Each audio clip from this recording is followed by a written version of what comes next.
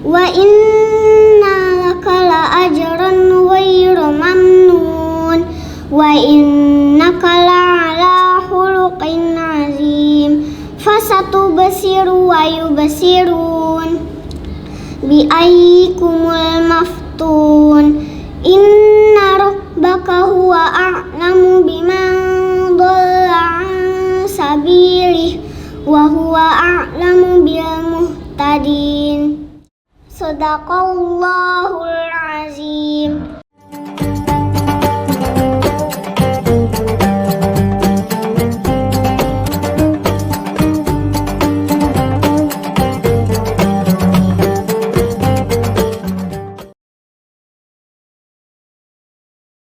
Bismillahirrahmanirrahim. Assalamualaikum warahmatullahi wabarakatuh. Alhamdulillahi rabbil alamin. Wassalatu wassalamu ala rasulillahil karim Sayyidina Muhammadin wa ala alihi wa sahbihi wa dhurriyyatihi wa ummatihi ila yaumiddin. Wa ba'du.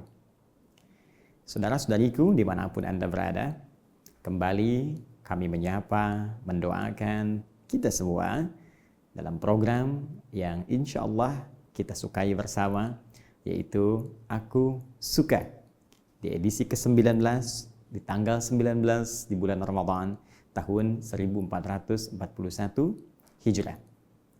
Masya Allah, tak terasa perjalanan spiritual kita mengisi ibadah di bulan suci ini telah sampai di hari ke-19. Dan tentunya ini menjadikan kita semakin bersemangat untuk menunaikan ibadah dan juga optimis untuk selalu bermohon kepada Allah Subhanahu wa taala, setidaknya dengan dua hal utama. Satu, kita tentunya selalu termotivasi untuk bermohon kepada Allah agar Allah berkenan menerima seluruh amal ibadah yang telah kita tunaikan dari awal Ramadan sampai dengan hari ke-19 ini dengan penerimaan terbaik insya Allah. Dan yang kedua, ini tidak kalah penting untuk bermohon kepada Allah Subhanahu wa taala agar Allah berkenan mengampuni seluruh dosa-dosa kita dari mulai kita balik hingga saat ini. Dan semoga dengan itu semua rahmat Allah diturunkan kepada kita, hidup dalam keadaan yang nyaman dan baik, serta pulang dalam keadaan tenang dan meraih status terhormat saat kembali kepada Allah Subhanahu wa taala. Di antara ikhtiar kita untuk mewujudkan itu, kita akan coba lanjutkan bahasan kita dengan meraih satu momentum kemuliaan yang hanya hadir di satu malam di bulan Ramadan. Untuk itulah saat ini kita akan mencoba mengkaji, membahas, menganalisis, dan memburu waktu malam mulia ini, yaitu malam Al-Qadar.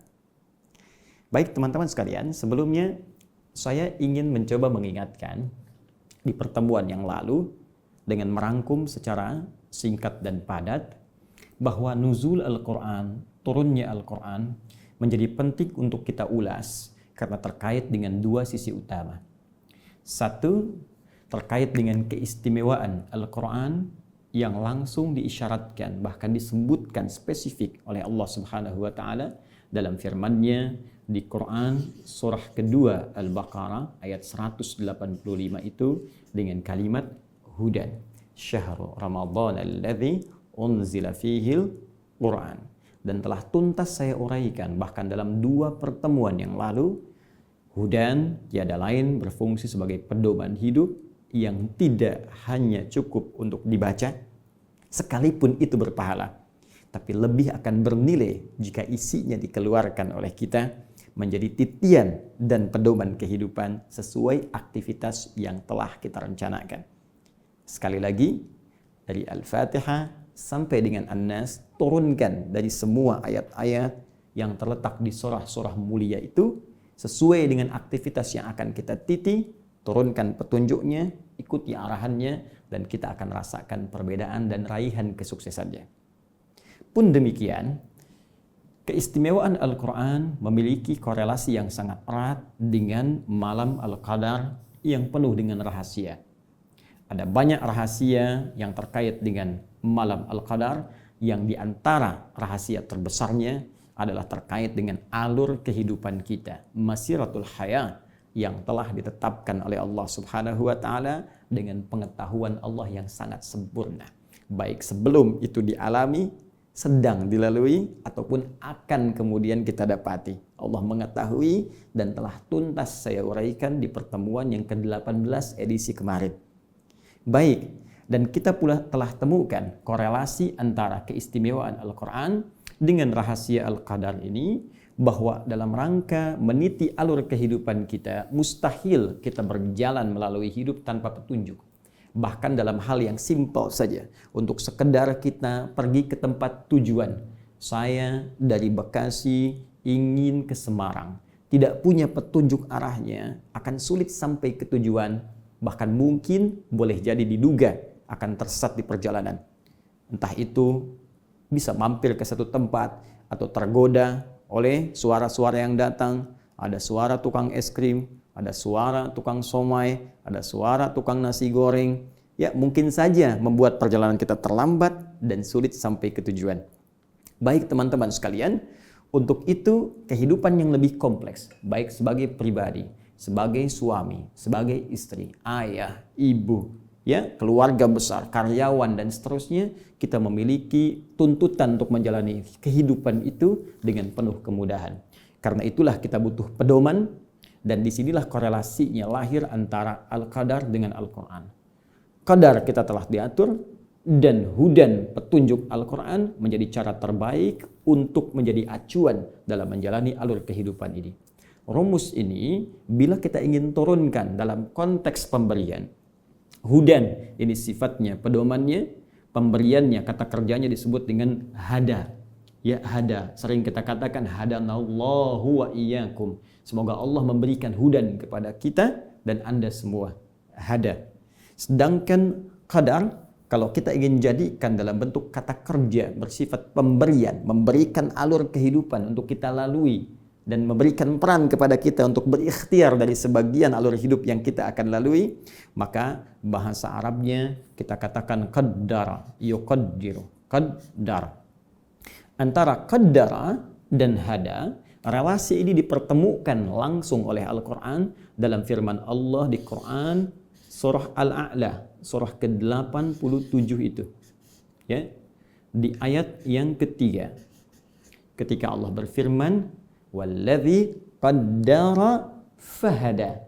Walladzi qaddara, dialah Allah yang telah menetapkan alur kehidupan kita dan mengetahui jalannya, fahada, namun tidak membiarkan kita tersesat menjalaninya, namun memberikan pedoman kehidupan untuk mudah kita menjalani alur kehidupan yang kita titi, yaitu lewat Al-Quranul Karim.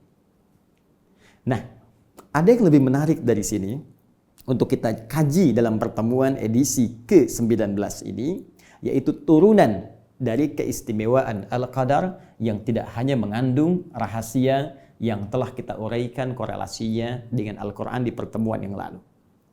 Bila kita ingin mencoba turunkan beberapa keistimewaan malam Al-Qadar sehingga menjadi seperti yang kita lihat, ternyata tidak hanya ada korelasi dengan Al-Quran yang sangat indah menjadi pedoman dari inti kehidupan, tapi juga melahirkan keistimewaan yang hanya ditemukan di satu malam ini.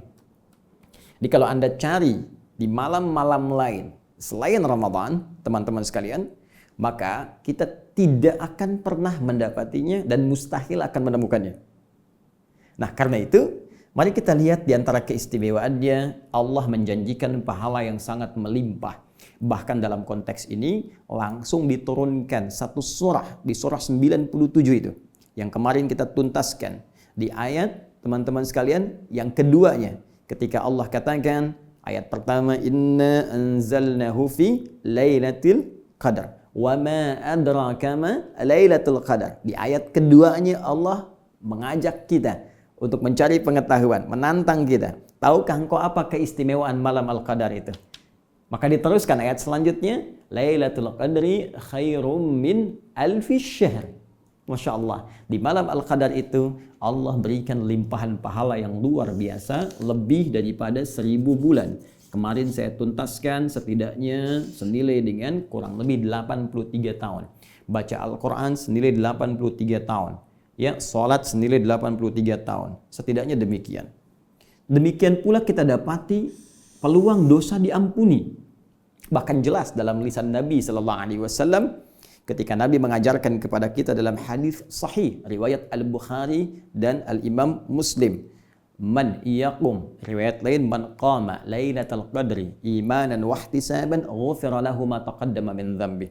Siapa yang bisa bangkit mendapati malam Al-Qadar, menunaikan ibadah, salat di dalamnya, maka ia jika menunaikannya dengan penuh keikhlasan dan kekuatan iman, berpeluang diampuni semua dosa-dosa yang pernah ia kerjakan sejak mulai balik sampai detik dia beribadah itu. Allahu Akbar. Malam Al-Qadar. Demikian pula ada peluang doa-doa dikabulkan karena malaikat itu begitu mereka berlomba untuk turun ke bumi. Sampai-sampai malaikat Jibril alaihissalam Ruhul Amin ikut turun. Ya, bukankah jelas kalimat yang disampaikan dalam firman Allah Subhanahu wa taala, "Tanazzalul malaikatu warruhu fiha." Malaikat-malaikat turun. Banyak sampai Ruhul Amin malaikat Jibril pun turun. Dan penyertaan malaikat saat turun terhadap orang-orang yang tengah ibadah menghidupkan malam itu, salah satu konsekuensinya banyak narasi dalam hadis menyebutkan adalah mengaminkan doa-doa yang dibohonkan. Bukankah ketika orang sholat, ya, yang sebelumnya Nabi menyampaikan hadis tentang orang sholat di malam Al-Qadar. Bukankah ada redaksi hadis Nabi SAW ketika seseorang kemudian membaca Al-Fatihah kemudian amin, man wafaqa ta'minuhu ta'minal malaika ghufira lahu ma taqaddama min dhanbi. Siapa yang aminnya bersamaan dengan aminnya malaikat. Artinya, Pak, ketika seseorang mengucapkan amin, malaikat mengatakan amin. Bukankah Al-Fatihah bagian dari doa? Ya kan? Di hadis yang lain ketika Nabi menyampaikan tentang keutamaan Al-Fatihah sampai berkata dalam hadis qudsi, ya qala Allahu jalla wa ala, ya qasamtu shalah baini wa baina abdi, saya bagi salat itu dua bagian antara hak aku dan hak hambaku, kewajibanku dan kewajiban hambaku, wali abdi ma sa'al. Kalau hambaku benar dalam menunaikan inti salatnya ini, ya apapun yang ia minta aku kabulkan. Apa redaksi selanjutnya? Idza qala al-'abdu alhamdulillahi rabbil alamin. Sampai ke iyyaka na'budu wa iyyaka nasta'in. Jika hambaku mengucapkan alhamdulillahi rabbil alamin, dijawab oleh Allah, hamadani 'abdi. Mengucapkan ar-rahmanir rahim, dijawab oleh Allah, athna 'alayya 'abdi. Mengucapkan maliki yaumiddin, dijawab oleh Allah, majjadani 'abdi. Ketika mengucapkan iyyaka na'budu wa iyyaka nasta'in, apa jawab Allah? Hadza baini wa baina 'abdi wa li 'abdi ma sa'al. Ini perjanjian antara aku dan hambaku. Hambaku, kalau hambaku benar sampai bacaan ini salatnya, apapun yang dia minta aku akan kabulkan.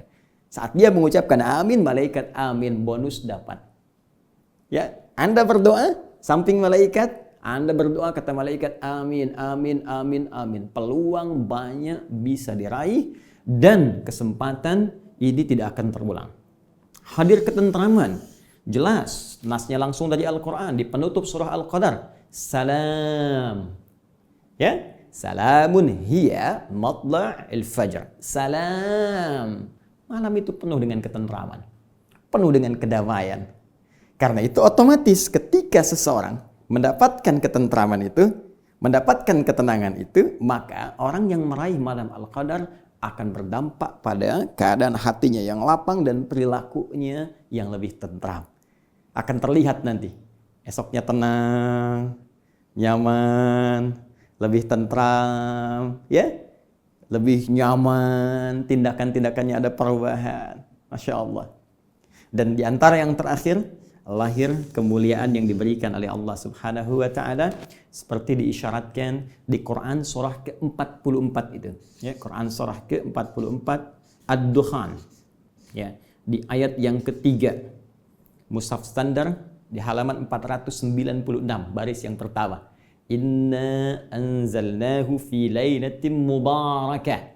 Ya, sungguh kami telah turunkan Al-Quran itu di malam yang penuh keberkahan, malam yang penuh kemuliaan. Jadi orang yang mendapati malam itu, dia mendapatkan keberkahan, kemuliaan, dan limpahan kebaikan dari Allah Subhanahu wa taala. Malam Al-Qadar. Hanya di waktu ini. Tak berulang di waktu-waktu lainnya. Karena itulah kemudian menjadi penting malam ini untuk kita buru. Sehingga kita tuangkan dalam tema materi kita saat ini, memburu malam Al-Qadar. Baik, jika kita ingin katakan, ya Allah, saya ingin meraihnya. Ya Rasulullah, saya ingin memburunya. Maka kapan itu terjadi? Kemudian bagaimana saya menyikapinya? Amal apa yang harus saya lakukan? Jika doa dikabulkan, apa yang harus saya minta? Dari 3 persoalan ini, dari 3 pertanyaan ini, kita turunkan menjadi inti bahasan kita dalam 3 poin utama. Kapan waktunya? Malam Al-Qadar. Amal apa yang mesti kita kerjakan jika bersamaan kita dapat di malam itu? Dan doa apa yang paling utama yang harus kita mohonkan jikalau kita dengan izin Allah mendapati momentum yang dimaksudkan. Baik, secara cepat mohon izin saya bukakan untuk slide selanjutnya di flip chart ya. Kita bisa simak bersama. Bismillah. Kita mulai dengan bagian pertama. Waktu Lailatul Qadar. Memburu waktu malam Al-Qadar. Kapan itu terjadi?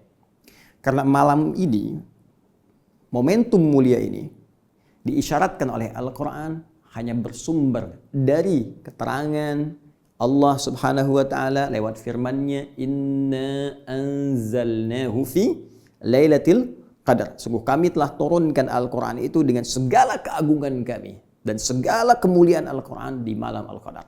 Karena sumbernya disampaikan oleh Allah, maka kita harus mencoba mencari keterangan yang bersumber dari firman Allah, yaitu Al-Quranul Karim. Baik, di sini kita pentingnya melihat dalam narasi Al-Quran seperti apa isyarat malam Al-Qadar itu terkait dengan turunnya Al-Quran diinformasikan kepada kita. Setelah itu, kita lihat bagaimana penjelas, penafsir Al-Quran yang langsung ditunjuk oleh Allah Subhanahu wa Ta'ala, yaitu Nabi Muhammad SAW dalam hadis-hadis beliau menerangkan kepada kita tentang isyarat Al-Quran terkait waktu dimaksud. Mari kita cepat untuk melihat narasi Al-Quran terkait dengan turunnya Al-Quran. Teman-teman sekalian, malam Al-Qadar dikaitkan erat oleh Allah Subhanahu wa Ta'ala dengan peristiwa turunnya Al-Quran. Ketika Al-Quran diturunkan bersamaan dengan malam Al-Qadar. Sedangkan redaksi turunnya Al-Quran itu setidaknya diungkapkan oleh Al-Quran dengan 2 diksi utama. 1, menggunakan kata anzala ini. Yang kedua, menggunakan kata nazzala yang ini. Dalam rumus bahasa Arab secara cepat, jika kita menggunakan versi yang pertama, anzala, yunzilu, maka ini menunjukkan sebuah peristiwa yang berlangsung sekaligus, keseluruhan, tanpa ada tahapan. Sebaliknya, jika kita gunakan kalimat nazzala, yunazzilu, menggunakan tasydid, maka ini menunjuk proses yang bertahap, munajjaman, tadarrujan, ya.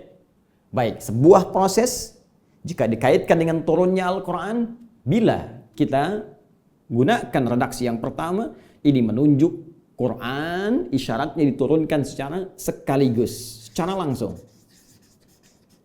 Jika kita menunjuk pada redaksi yang kedua, nazzala, maka ini menunjuk turunnya Al-Quran secara bertahap, berproses. Dan ulama sepakat bahwa tahapan penurunan Al-Quran yang berlangsung secara berproses itu, itulah tahapan yang diturunkan kepada Nabi Muhammad SAW. Sejak mulai periode Iqra berlangsung di Gua Hira itu, ya, pada tanggal 21 Ramadan. Ya, Syekh Safiyur Rahman Al-Mubarakfuri, ya, dalam kitabnya Ar-Rahiqul Makhtum menghimpun dengan sangat indah keterangan ini. Kata beliau, proses terjadinya turun wahyu kepada Nabi Muhammad SAW secara bertahap diawali dalam usia beliau 40 tahun. Ya. Kemudian 6 bulan. Kemudian 12 hari. Ini dalam perhitungan Hijriyah. Nah, ini menarik sekali karena nanti di hadis riwayat Muslim, ya, nomor hadis 2263 disebutkan bahwa Nabi SAW mengalami pendahuluan untuk proses penerimaan wahyu pertama melalui mimpi yang benar, ya, ar-ru'ya as-sadiqah, Ar-ru'ya as-salihah, mimpi yang nyata, yang benar, yang dibimbing oleh Allah Subhanahu wa taala. Bahkan itu berupa dari tanda kenabian. Ya, ar-ru'ya as-sadiqah juz'un min sittatin wa arba'ina juz'an minan nubuwah. Ya, di hadis Muslim nomor hadis 2263 disebutkan langsung oleh Nabi sallallahu alaihi wasallam, mimpi yang benar itu bagi para nabi adalah satu di antara 46 tanda kenabian. Ya, karena itu Nabi Yusuf kan pernah bermimpi, ya kan? Nabi Ibrahim bermimpi menyembelih putranya Ismail alaihissalam. Nabi Yusuf melihat, ya kan? Matahari, bulan, dan 11 bintang sujud hormat di hadapannya. Bermula dari mimpi, tanda kenabian. Demikian karena itu bagian dari tanda kenabian, maka Nabi Muhammad pun sallallahu alaihi wasallam, penghulu para nabi, pemimpin para rasul, mengalami itu pula. Dan itu berlangsung selama 6 bulan. Masya Allah. Jadi tepat sekali 6 bulan itu diawali pendahuluan, kemudian dalam usia 40 tahun setelah periode ini, beliau menerima wahyu pertama. Dalam perhitungan kalender Masehi, usianya 39 tahun, 3 bulan, 20 hari. Jadi kalau ada referensi sejarah menyebutkan beliau menerima wahyu dalam usia 40 tahun, itu yang dimaksud pendekatan Hijriyah. Karena ini memang patokan dalam kalender Islam, dalam perhitungan dan penempatan peristiwa-peristiwa tertentu termasuk pelaksanaan ibadah. Apa hikmahnya menggunakan Hijriyah dalam pelaksanaan ibadah? Sehingga terasa kenikmatan dalam ibadah itu dan kemudahan dalam pelaksanaannya. Anda bayangkan kalau sedang puasa sekarang, menggunakan penanggalan kalender matahari, maka Allahu Akbar bisa dipastikan yang kena musim panas puasanya akan musim panas terus sepanjang tahun. Yang musim dingin akan dingin terus sepanjang tahun. Tapi ketika menggunakan Hijriyah, bukankah akan berputar? Sekarang mungkin ya, musim panas, sekarang mungkin musim panas, nanti musim dingin, nanti musim semi, nanti musim gugur, dan seterusnya. Tapi kita tidak bicara tentang itu. Kita akan fokus bahwa narasi yang menggunakan diksi nazzala dalam konteks penurunan Al-Quran itu diturunkan kepada Rasulullah SAW secara bertahap. Sejak mulai usia 40 tahun, 6 bulan 12 hari, kurang lebih selama 23 tahun. 13 tahun selama di Mekah itu, dan 10 tahun selama di Al-Madinah Al-Munawwarah. Redaksi ini kita temukan misal di Quran surah ketiga Ali Imran, di ayat yang ketiga. Ya, di halaman 50 di mushaf sebelah kiri baris pertama. Allah langsung mengatakan, Nazzala alaikal kitaba bil haqq. Nazzala alaikal kitaba bil haqq. Ya, Allah telah menurunkan kepada Muhammad sallallahu alaihi wasallam Al-Qur'an secara berproses, bertahap, dengan cara yang benar, ya kan? Dengan sumber yang nyata, dengan hukum-hukum yang benar. Baik, apa hikmah diturunkan secara bertahap itu kepada Nabi? Dijawab di Quran surah ke-25 Al-Furqan ayat 32. Ya, kadzalika linutsabbita bihi fuadak. Warattalnahu tartila. Demikian supaya kami memantapkan ayat yang diturunkan itu menghunjam pada jiwamu. Ya, bayangkan kalau diturunkan sekaligus. Kan nggak semua terasa. Ya, demikian Anda lah kalau saya sampaikan ceramah ini dalam tempo misalnya 10 jam tanpa henti. Berapa yang masuk ke jiwa kita? Tapi kalau saya sampaikan kultum, ya, walaupun kuliah terserah antum, bisa edisi pertama 15 menit, kedua 20 menit. Tapi karena parsial sifatnya, kan terasanya beda. Dapat ilmu hari ini, menghunjam ke hati, kita amalkan. Besok ilmu baru lagi, menghunjam ke jiwa, kita amalkan. Kan berproses itu lebih nyaman. Baik ya? Nah, jadi ini bagian pertama. Adapun narasi yang kedua, proses turunnya Al-Quran diungkapkan pula dengan menggunakan diksi anzala. Baik bentuk aktif anzala, ataupun pasif unzila. Dan ini yang paling menarik, yang terkait erat dengan proses turunnya Al-Quran yang dikaitkan dengan malam Al-Qadar. Karena redaksinya lebih banyak menggunakan yang ini. Turunan anzala, baik pasif ataupun aktif. Kita ambil contoh misalnya di Al-Baqarah, ayat bahkan tentang rangkaian puasa. Ya, surah kedua ayat 185 yang sering kita bacakan di setiap edisi Aku Suka. Syahrul Ramadan alladzi unzila, bukan nuzzila tapi unzila fihil Quran. di bulan Ramadan yang diwajibkan kita puasa itu, itulah saat Al-Quran diturunkan. Baik, terkait dengan Al-Qadarnya, di surah ke-97 menggunakan anzala juga. Dikaitkan dengan Al-Quran. Inna anzalna. Anzala plus na, menunjuk keagungan. Ta'zimun nafsi. Ingat, bukan dalam konteks kami menunjuk Allah banyak. Awas, jangan salah di sini. Keliru bisa fatal. Ya, belajar dulu gramatikal bahasa Arab, baru kita mengerti. Jangan satu bahasa ditafsirkan lewat aturan bahasa lain. Nggak bisa kita memahami bahasa Arab, runtutan dengan gramatikalnya dipahami dengan bahasa Indonesia. Itu mustahil. Mesti masuk ke dalamnya, baru mengerti isinya. Baik, nah di sini ta'zimun nafsi. Sering saya katakan bahkan di edisi yang lalu menunjuk pada keagungan Allah. Ta'zimu sya'ni, keagungan kemuliaan peristiwa yang akan disampaikan, informasi yang akan diutarakan, seakan Allah ingin menyampaikan bahwa demi keagunganku dan kedahsyatan informasi yang akan aku sampaikan, sungguh telah kami turunkan Al-Quran itu. Inna anzalna hu-nya kembali kepada Al-Quran. Ya, dhamir kata gantinya ke Al-Quran. Kami turunkan Al-Quran itu fi lailatul qadar.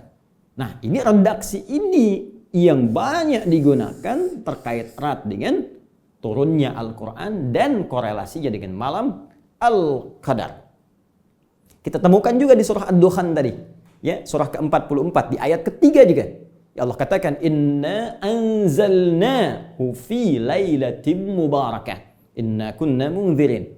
Ya, Masya Allah, kami turunkan itu di malam penuh kemuliaan, yaitu malam Al-Qadar. Dan kami ingatkan pada kalian, inna kunna munzirin. Ya, kami memberi peringatan pada kalian semua, kami ingatkan.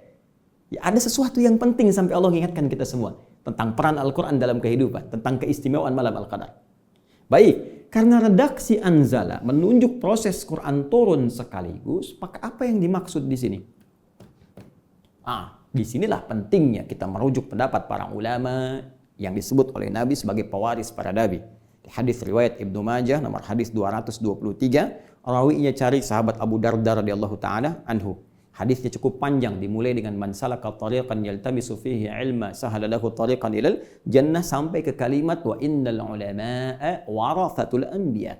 Dan sungguh para ulama itu pewarisnya para nabi. Wa innal anbiya lam yurithu dirhaman wala dinaran walakinnahum awrathul ilma atau warathul ilma. Dan para nabi tidak pernah mewariskan dirham dan dinar, tapi mewariskan pengetahuan. Karena itu penting kita melacak pengetahuan dari para ulama yang bahkan sanadnya tersambung pada Rasulullah SAW. Saking dahsyatnya dan pentingnya ini, Imam Muslim sampai membuat satu bab khusus di hadis Muslim jilid pertamanya di halaman 119 itu tentang babul isnad minad din. Pentingnya sanad, urutan-urutan informasi, transmisi pengetahuan sampai ke Nabi yang disampaikan ulama kita. Pentingnya itu semua dalam memahami tuntunan-tuntunan dalam agama, syariat Islam kita. Maka teman-teman sekalian, para ulama menyampaikan redaksi ini, anzala, yang menunjukkan turunnya sekaligus bukan menunjuk pada peristiwa saat diturunkannya Al-Quran secara bertahap pada Nabi Muhammad. Walaupun itu diketahui tanggal 21 Ramadan, tadi yang saya utarakan. Ya, 21 Ramadan di hari Senin. Ya, jadi ini turun hari Senin peristiwanya 21 Ramadan. Sedangkan yang ini yang dimaksudkan turunnya Al-Quran dari Lauh Mahfuz, tingkat tertinggi ke Baitul Izzah, sama'id dunya, ke langit dunia. Jadi belum turun ke bumi. Ya, jadi turun ke langit yang langsung langit itu berbatasan dengan dunia. Belum turun, ya, belum sampai ke buminya. Kalau kita urutkan nanti keterangan-keterangan dalam Al-Quran dan hadis, ada berlapis-lapis ke langit yang menuju sampai ke arsy yang paling tinggi. Wallahu a'lam seperti apa, tapi nanti saat kita berpulang, saat meninggal dunia, itu akan tampak kita saat kembali pada Allah Subhanahu wa taala. Kalau Anda ingin belajar lebih jauh dan waktu kita nanti masih panjang, dalam kesempatan yang lain kita akan belajar tentang peristiwa Isra dan Mi'raj Nabi sallallahu alaihi wasallam. Bagaimana di langit pertama bertemu dengan Nabi Adam alaihissalam, langit kedua, langit ketiga, sampai di langit ketujuh, kemudian menerima perintah dari Allah Subhanahu wa taala. Jadi dari Lauh Mahfuz sampai ke Baitul Izzah. Ya, di surah Al-Buruj dalil tentang Lauh Mahfuz, fi lauhim mahfuz, diturunkan ke dalam Baitul Izzah. Ini untuk diumumkan saking dahsyatnya Al-Quran, pentingnya Al-Quran diumumkan bukan hanya kepada penduduk bumi, Allah umumkan kepada seluruh penghuni langit. Ini maksud hikmahnya. Jadi dari tahap tertinggi diturunkan, malaikat yang ada memikul arsy tahu, malaikat di langit yang ke-6 tahu, langit ke-5 tahu, sampai ke sama'id dunya, semua yang bertugas diumumkan oleh Allah. Al-Quran akan turun sebagai alur kehidupan manusia. Sekaligus menunjukkan pengetahuan Allah Subhanahu wa taala pada peristiwa yang belum terjadi. Nanti ada yang akan bertanya tentang hukum khamar, yas'alunaka 'anil khamri. Kejadiannya kan baru nanti di zaman syariat. Ya kan? Saat disampaikan pada Nabi. Tapi Allah ingin memberikan pengetahuan kepada seluruh malaikat bahwa Allah Maha mengetahui tentang semua peristiwa. Ini alur kehidupan manusia. Bagaimana nanti manusia berproses? Ini petunjuk-petunjuknya. Ini saking dahsyatnya Al-Quran. Jangankan ahlu bumi. Kata Allah, semua ahlu sama, ahlu langit mesti mengetahuinya. Jadi sebelum disampaikan pada Nabi Muhammad, disampaikan dulu pada seluruh penghuni langit sekaligus menunjukkan status tingginya Rasulullah SAW. Jadi Anda bayangkan, penghuni langit menghormati Nabi Muhammad SAW. Kenapa anak bumi yang wafat di telan tanah lantas tega mencela beliau? Bahkan seorang non-muslim pun menempatkan beliau dalam urutan pertama manusia paling berpengaruh. Yang penuh dengan kelembutan, yang sangat perhatian. Tiba-tiba ada orang entah datang dari mana menyoal beliau. Yang orang ini pun belum tentu jelas segala kebaikannya. Baik, kembalikan ke sini teman-teman sekalian. Jadi ini jika disebutkan proses ini berlangsung secara sekaligus, maka yang dimaksudkan adalah turunnya Al-Quran dari Lauh Mahfud ke Baitul Izzah. Sekarang kapan waktunya? Cari lagi di Al-Quran. Karena sumbernya di sini kan. Baik, peristiwa ini kita akan bisa lihat waktunya jika kita keluarkan kata ini pula. Anzala. Cari kembali. Kita temukan di antara yang paling spesifik, dan ini pendapat sementara ulama pula, ada di Quran surah ke-8. Al-Anfal. Kalau kita temukan di ayat ke-41, paling kiri, sebelah atas, di pertengahan. Di halaman 182, baris yang ketiga.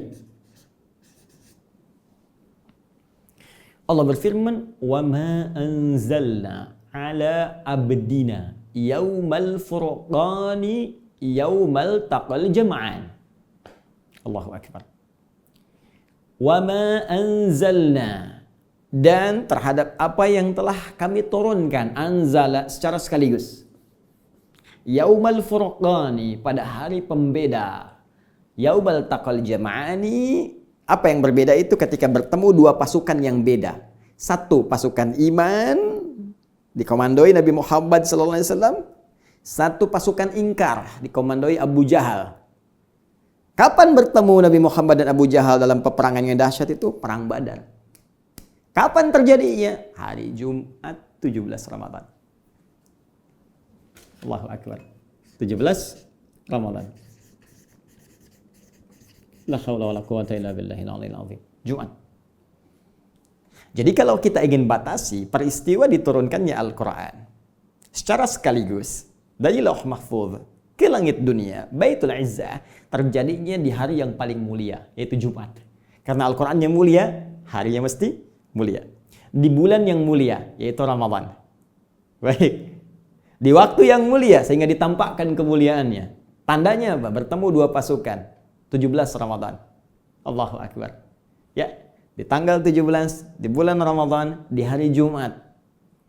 Dan kalau saya lompat sedikit, berbahagianya kita Indonesia, kita merdeka pun di hari Jumat. Di bulan Ramadan. Karena itu kita katakan di undang-undang kita, tertuliskan jelas atas berkat rahmat Allah yang Maha Kuasa. Dan dengan didorongkan oleh keinginan luhur. Ya, jadi keinginan luhur itu diletakkan terakhir. Jadi semua orang pengen punya keinginan luhur untuk merdeka. Tapi rahmat Allah belum turun. Ya, berkat Allah belum turun. Begitu berkah diturunkan, rahmat turun, Ramadan dapat proklamasi. Jakarta, kapan dibebaskan oleh Fatahillah? Ya, Fathullah atau Fatahillah atau Faletehan. Membebaskannya di bulan apa? Ramadan. 22 Ramadan, teman-teman. Hari Jumat nanti. Ya, baik. Untuk Ramadan tahun ini, Jumat bertepatan. Ya, 22 Ramadan. Bertepatan dengan 22 Juni itu, 1527. Ya. Nah, ini sekedar pengetahuan saja. Saya ingin menunjukkan bahwa ketika Allah memberikan kemuliaan-kemuliaan seringkali bertepatan dengan Ramadan. Al-Quran itu mulia yang paling utama. Turunnya Ramadan, bulan Ramadan, harinya Jumat. Bersamaan dengan momentum Perang Badar. Nah, tapi apakah kita bisa simpulkan bahwa Lailatul Qadar terjadi jadi tanggal 17? Ya. Apakah kita bisa simpulkan setiap Ramadan tanggal 17 akan tiba? 17. Maka cari di malam yang ke-17. Ternyata teman-teman, pemahamannya tidak sesederhana itu.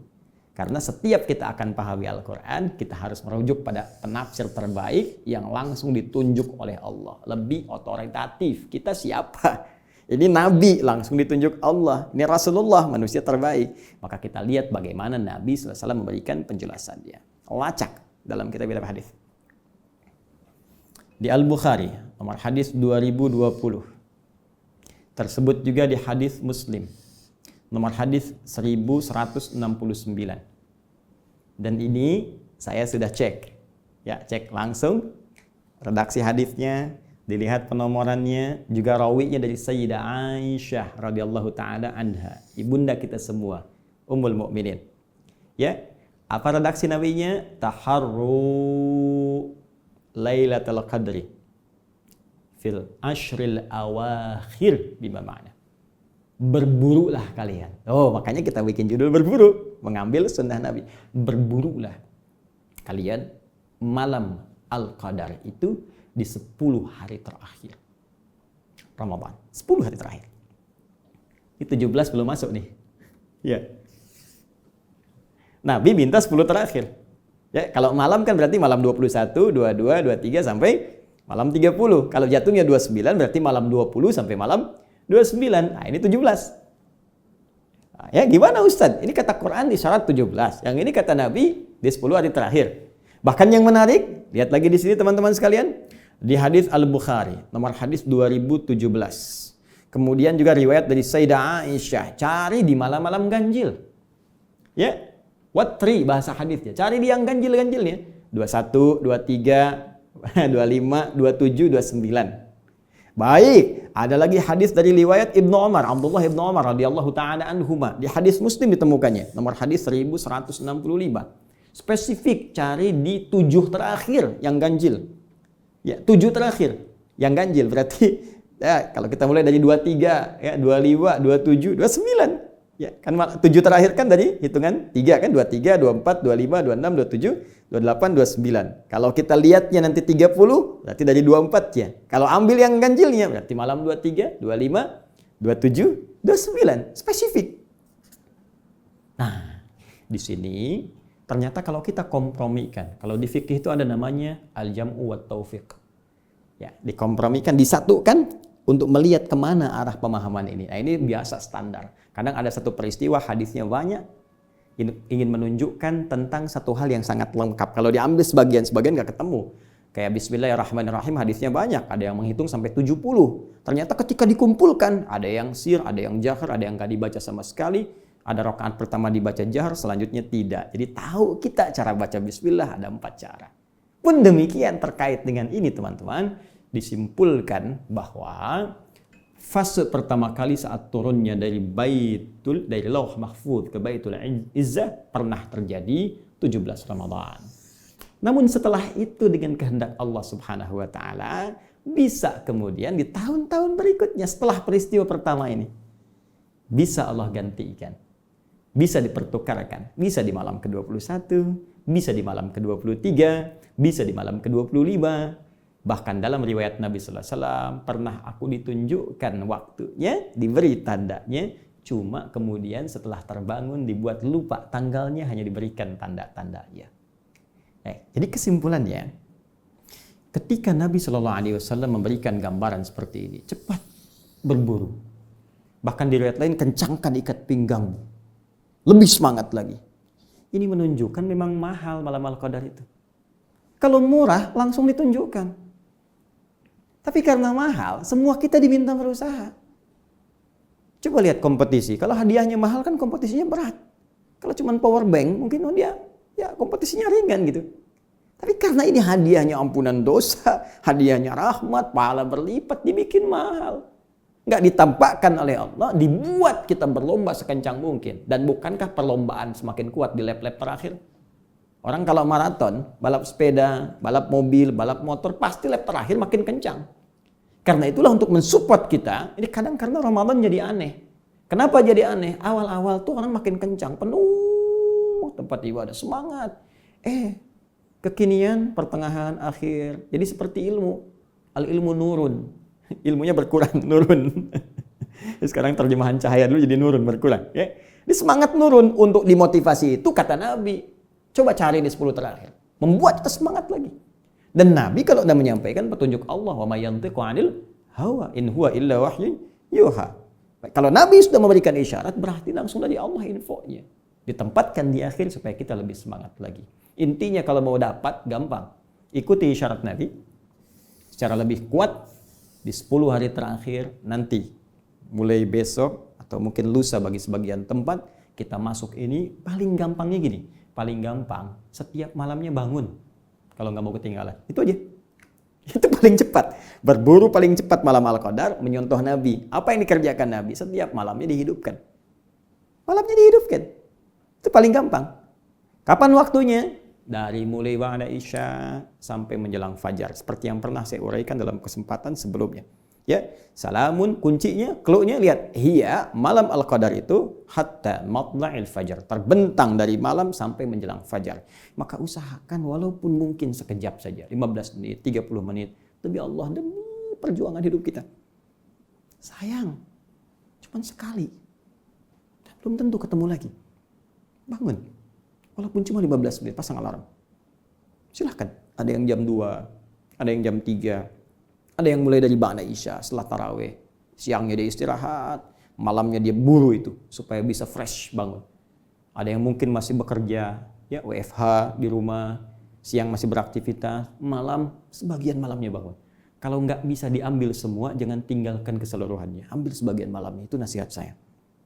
Nah, jika kita sudah dapatkan itu semua, apa yang harus kita lakukan? Amalan apa yang bisa dikerjakan? Dan doa apa yang bisa kita panjatkan? Serta di antara yang paling utama, keistimewaan apa yang bisa kita raih saat kita mendapatkan itu semua?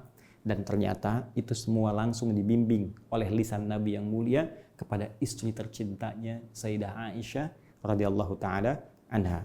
Apa bacaannya? Seperti apa amalannya? Kita akan lihat insyaallah dalam tayangan Aku Suka pada edisi yang ke-20 sebagai persiapan amalan khusus di 10 hari terakhir malam Ramadan plus bimbingan Rasulullah SAW jika mendapati malam Al-Qadar. Saya kira itu yang bisa saya sampaikan di kesempatan yang baik ini. Jikapun Anda mendapatkan kekurangan dari apa yang saya sampaikan, saya memohon maaf yang sebesar-besarnya, dan Anda bisa melengkapi, dan itu bukti paling otentik bahwa saya masih manusia.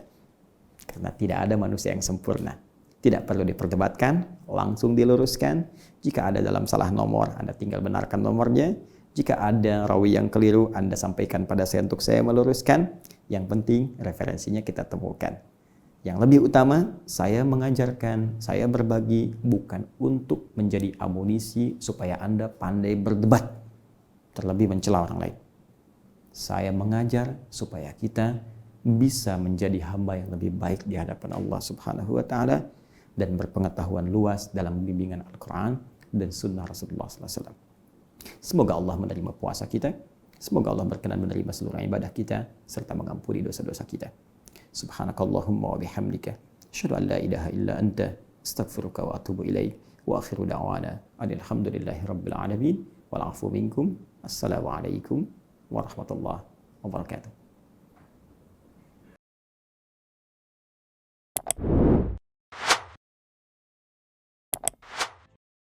Thank you.